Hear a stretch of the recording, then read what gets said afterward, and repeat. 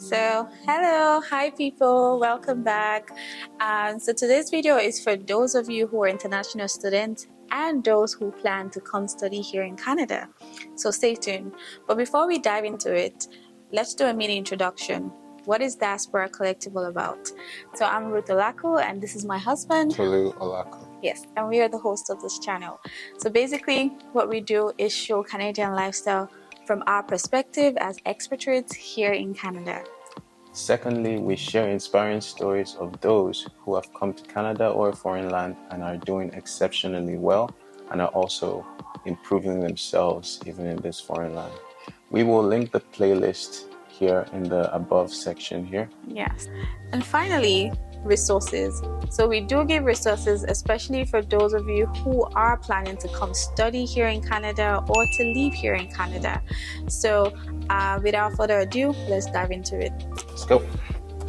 So we'll be talking about the 4 major things you need to know before coming here to study in Canada. Now, why is this important? From my own experience, when I first came to Canada, I had missed out on some information that would have been helpful to my experience here in Canada, and I had to learn that on the go.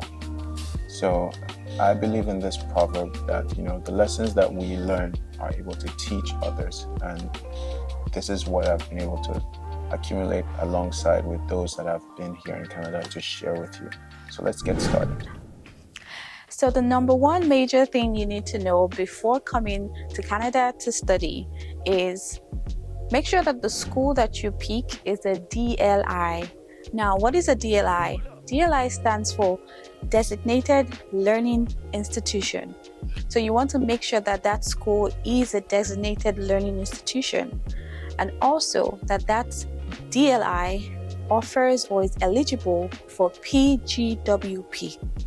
PGWP stands for Postgraduate Work Permit. Also keep in mind that the length of your program determines the length of your PGWP.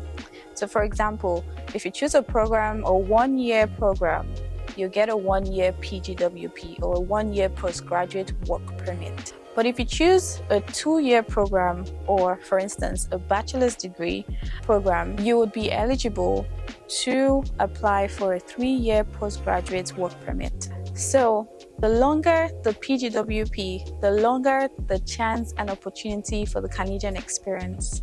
So the second thing you need to know as an international student coming to Canada is when you can start working. You are not permitted to start working until your program has begun.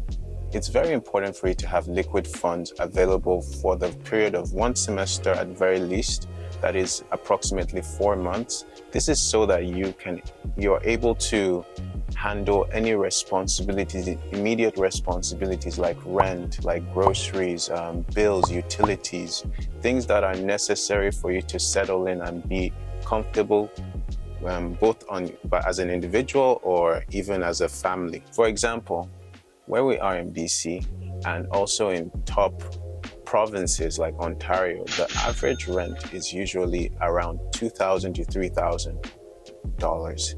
And then the groceries are usually between $300 to $500 per month. That is if you're a single person, and this could vary if you have a family.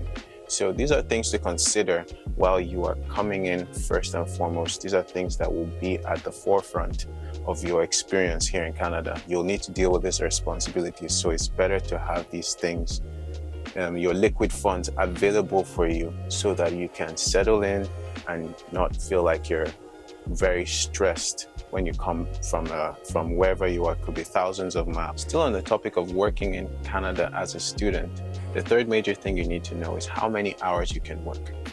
This criteria is for off-campus work.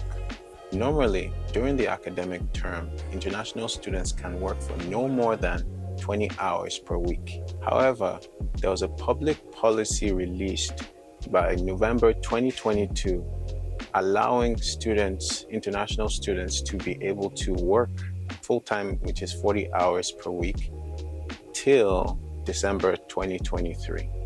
So for those that are already here in Canada, that's also good news. But for those that are coming to Canada, it's something to look forward to, that Canada is thinking about ways to make more room for students to work, international students to work here.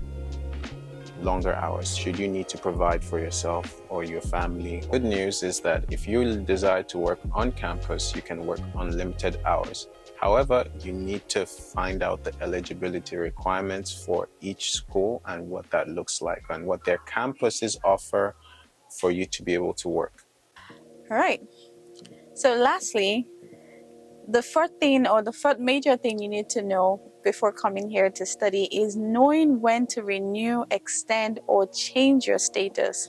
Now, keep in mind the expiring date of all your important documents, and be sure to know that the law requires you to remain in valid status always, and that means that you have to submit at least 30 days prior to when your permit expires. Lastly, remember that as a study permit holder, you are a temporary resident here. So be very careful of the choices that you make so that you don't jeopardize your stay here in Canada. So, did you find this helpful? If you did, let us know in the comment section. If you have any questions, we would love to help you with it.